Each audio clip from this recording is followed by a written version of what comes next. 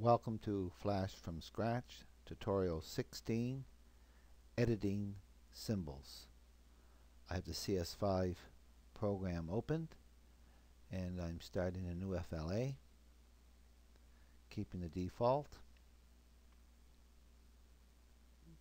and I'm leaving my stage around 50%, picking up a blue fill for my rectangle tool, which I have, and I'm going to make a rectangle. Selection tool, very quickly turn it into a graphic, which we've already done,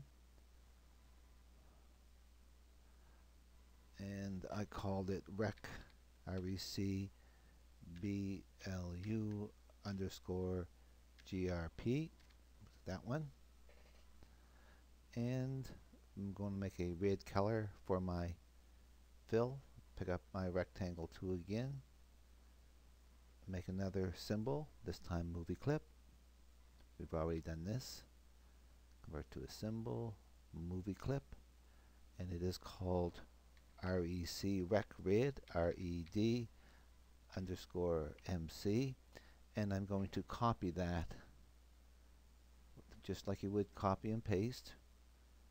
I'm going to copy that name, and I'm going to open my properties panel while it's selected and give it this instance name, and I'm going to put a 1 here so it has a different name. Okay, and now I'm going to pick up my oval tool, so you just click there and hold, close that property panel, click and hold. On my oval tool, I'm going to pick up some green and holding my shift down, making a little circle. My selection tool, we've done all this. This time I'm going to make it a button,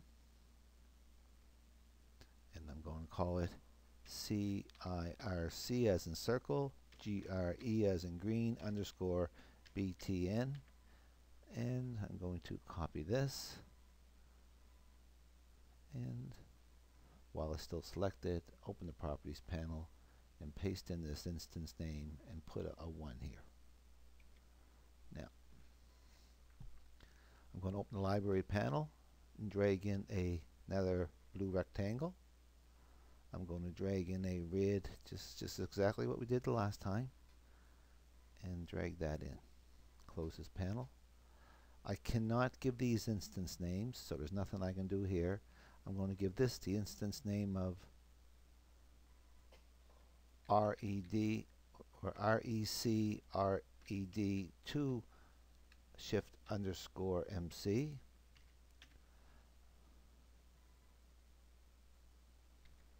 That's okay with that one.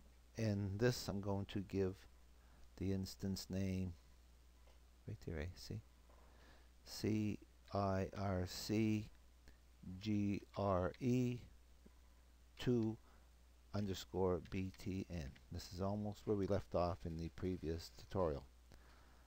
Now let's just click on this for a minute. Click once on any of them, doesn't matter, we'll work on all of them.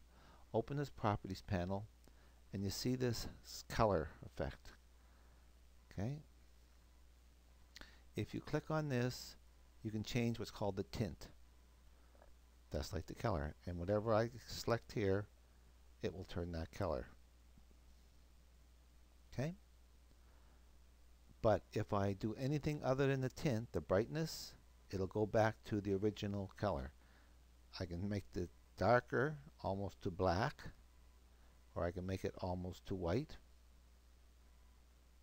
So you have those options. Okay, let's pick this one up. Same thing, except it's down here. It's in this color one here. Same thing. I got this tint. Okay, I can change its color, and just it changes, not the other one. I want to put that back the way it was. The easiest way to go is to change the brightness and just move it a little bit. It goes back to where it is. And you can do this with any of the three. I'm just showing you as possible. Same here, but this time I want to change something called the alpha. And the alpha makes it disappear. It's full alpha. It's disappeared. I'm going to go back to none here. back to none here,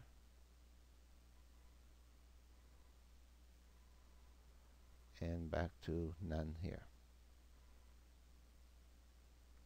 Now, let's select this square, for example. If I, as you just seen, modify it while it's on scene 1, it was the only thing that changed. But if for some reason I double clicked on it and went inside, now I'm right inside of this with this here device. If I pick up my free transform tool, for example, and make it bigger, let it go, both will change. Okay, I'm undoing that. That would work the same for any of those devices. If I modify it back on scene 1 and make it bigger, the other one doesn't change. See that? Let's do it with this one. If I double click on it, now I'm inside it. If I change it, they both change. But if I want to do them individually, stay on scene 1. Now I can change this, and whoops, if I move it out of the way, only it changes. I'm just Control Z takes me back to where I was. I think there's one more thing I want to show you. Basically, so far we've made all the movie clips, our movie clips and our buttons and our graphics directly on scene 1 while we're on scene 1. There may be times when you don't want to even have the movie clip on C1. You may be using some action script or something to bring it on, or some kind of a button may bring it in. So to make a movie clip, a graphic, or a button and not have it on scene 1, open your library panel, the same library panel where everything is. Down here, right in the corner, it's a little, looks like a page, says new symbol. Click on that, and you get this new symbol. So let's make another button, and let's call this just new, N-E-W _ B-T-N. We're going to do a new button. Okay. And while we're in the button, we would pick up our tools, whatever they were. We'll use the oval tool. We'll pick up this crazy color, and we'll make an oval here. There it is. There it is. Now I don't need to do anything else. It's made. So go back to scene 1 for a minute, and it's not here because we didn't make it here. Okay? But if I look in my library panel, there it is there, this new button. Now notice the difference. If I go into anything from this library panel, no matter which ones I open up, for example, if I open that red one up, all I see is that one symbol. What's in there? I don't see anything that's around it. I don't see all those other instances. I just see the basic symbol. Okay, if I open the blue rectangles, there it is, just that one blue rectangle appears.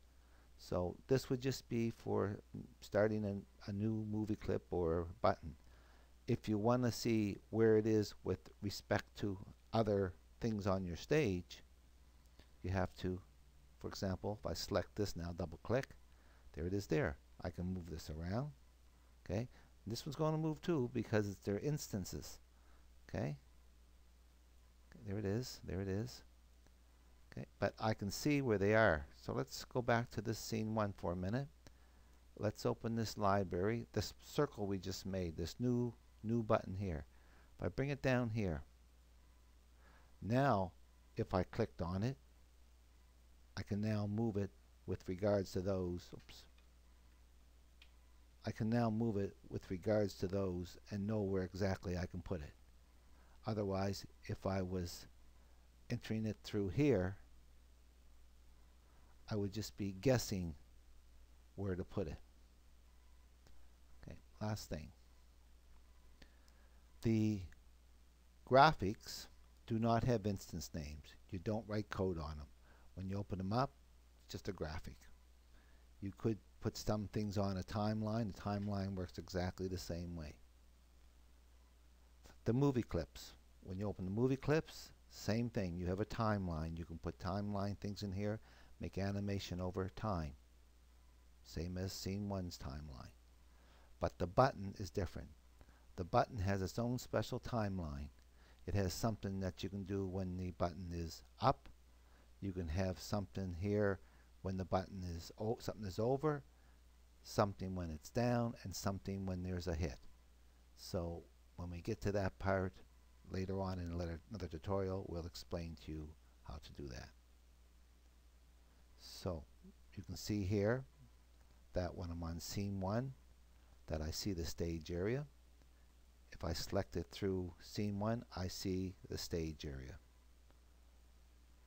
If I select it through the library, I don't see the stage area. I just have massive white background.